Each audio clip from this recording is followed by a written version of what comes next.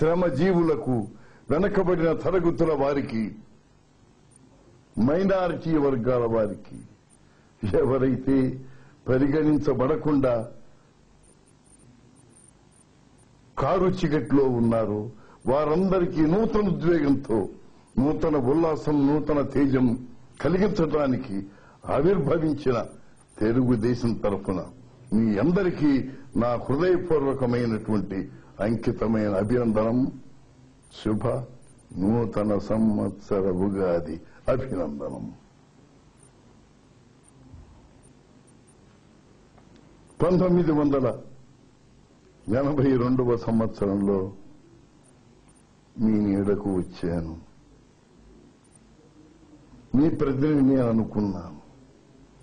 అప్పటి నుంచి ఎన్నో రకాలైన విధానాలతో పేదతనంలో కుంగిపోతున్న, నిరాశతో నలిగిపోతున్న నా వారందరికీ నూతనమైనటువంటి ఉత్తేజమైన, ఉద్వేగమైన వ్యక్తిగత గౌరవం కలిగించటానికి అహర్నిశం కష్టించాను, కృషించాను.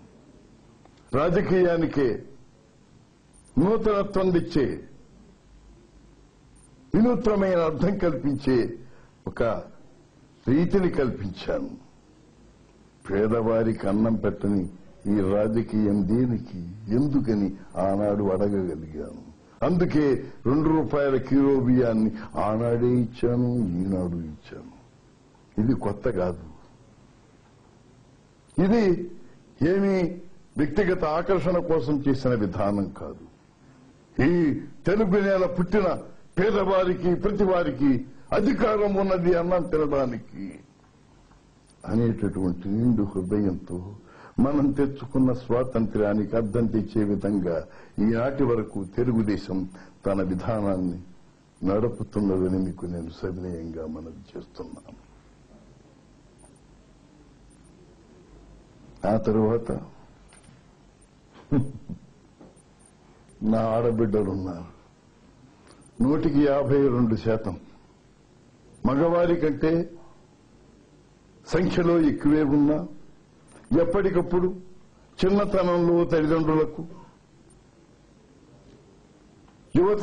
యువతనంలో కట్టుకున్న వారికి, ముసలితనంలో బిడ్డలకు ఎప్పటికప్పుడు లొంగిపోతూ ఏమాత్రం స్వాతంత్ర్యం లేకుండా అలమటిస్తున్న వారికి ఇంత నిశ్చితమైనటువంటి గౌరవప్రదమైన జీవనం కలిగించటానికి తెలుగుదేశం కృషి చేసిందన్నది నేను వేరుగా చెప్పనక్కర్లేదు.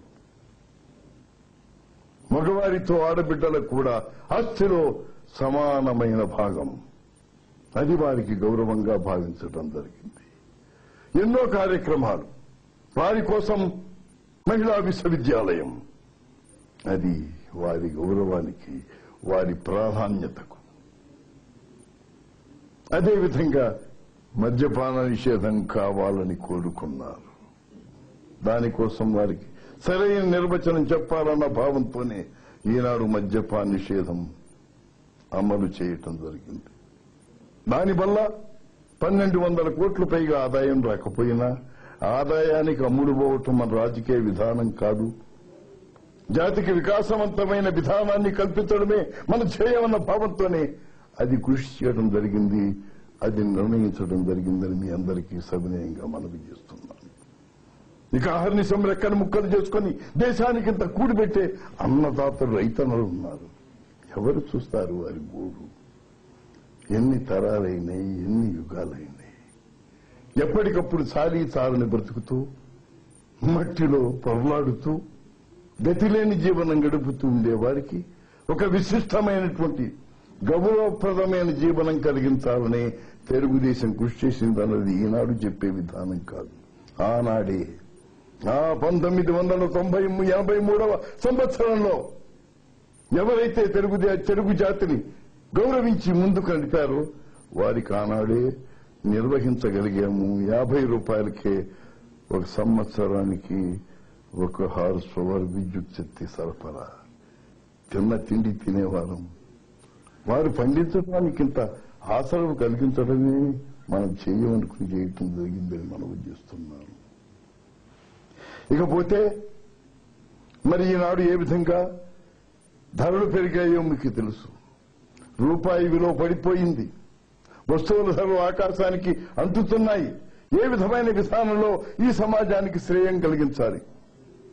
ఏ విధంగా ఈ రాజకీయాన్ని పేదవారికి అంకితం చేయాలి?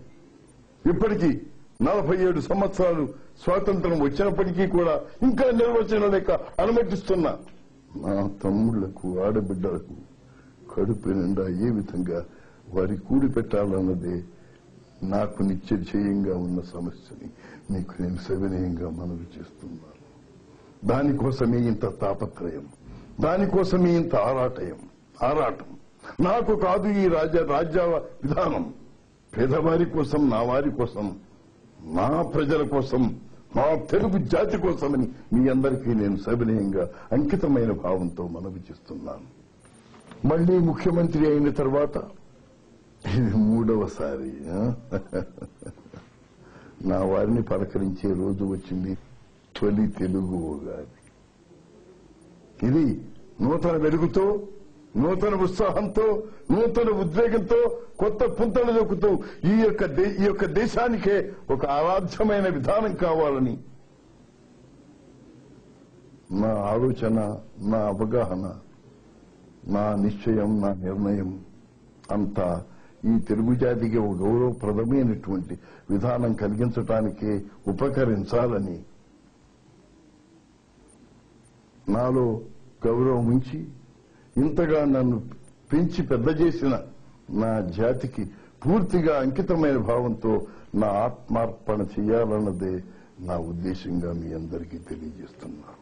మీరు లేనిదే నేను లేను, మీకోసమే నేను.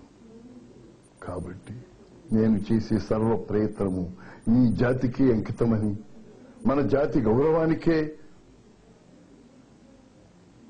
నిర్వహిస్తున్న విధానమని మీకు నేను సవినయంగా మనవి చేస్తున్నాను.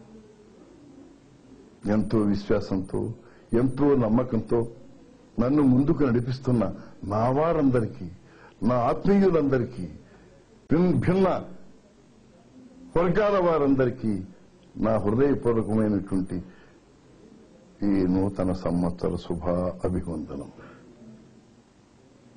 తిరిగి తదుపరి సంవత్సరం చూస్తాం. ఆనాటికి ఎంత మారుతామో ఆనాడు గమనిస్తాం, మీకు తెలియజేస్తాం. మీరిచ్చే అధికారాన్ని పూర్తిగా వినియోగించి సమాజ శ్రేయస్సుకు, సామాజిక పరమైన సేవను అందరికీ సమర్పించడానికి నా ప్రభుత్వం అంకితమవుతుందని మీకు నేను సవినయంగా తెలియజేస్తున్నాను. అదే నా గమ్యం, అదే నా ఆలోచన, అదే నా అంకితం. ఈ నా ప్రయత్నంలో నా వారు మీరందరూ సహకరించి నన్ను ముందుకు నడిపించవలసిందిగా ఈ సంవత్సరాది శుభ సందర్భాన నేను సవినయంగా ప్రతి వారికి తెలియజేస్తున్నాను. నేను తెలుగువాడిగా పుట్టడం నాకు దైవం ఇచ్చిన వరం. నా తెలుగువారి శ్రేయస్సుకు నేను పాటుపడటం నా జీవితంలో నేను కోరే వరం. నా జీవితం నా జాతికి, నా జాతి గౌరవానికి అంకితం కావాలన్నదే నా దీక్ష, నా ప్రయత్నం, నా కృషి.